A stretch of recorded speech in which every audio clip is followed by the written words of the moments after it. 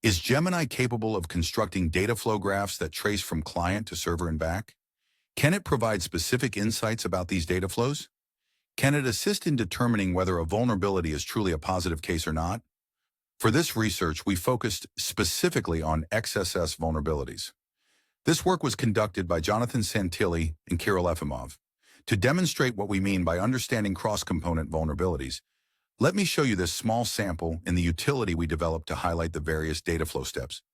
Gemini successfully understood that steps 0, 1, and 2 originate here in the client-side code, progress to the server side, continue through server-side processing, and then return to the client.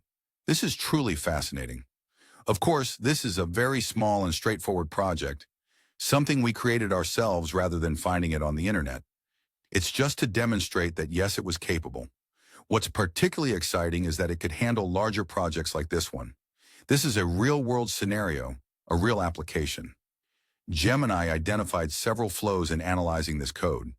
While this shows just the client side, it still traced all the steps of data flow from 0 to 11, identifying that it wasn't sanitized. This is indeed a true positive vulnerability. These are the kinds of capabilities we validated with Gemini. Obviously, it's not yet production ready, but we conducted a series of experiments, which you can see here from experiments 1 to 10. Here you can observe how we use graph representations to query the LLM. In this case, the LLM successfully constructed this graph and traced back this specific variable C that we're asking about here, to its origin. We used this approach to verify that the LLM was indeed accurate, as we knew beforehand about the vulnerability's presence. Finally, due to time constraints, we utilized all this information, the graph, the data flow, and the LLM's ability to analyze across different projects, to build this data set, which is entirely open source. We then asked, now that you've found this data flow, can you determine if it's a true positive? We tested this both with and without guidance from static analysis tool reports.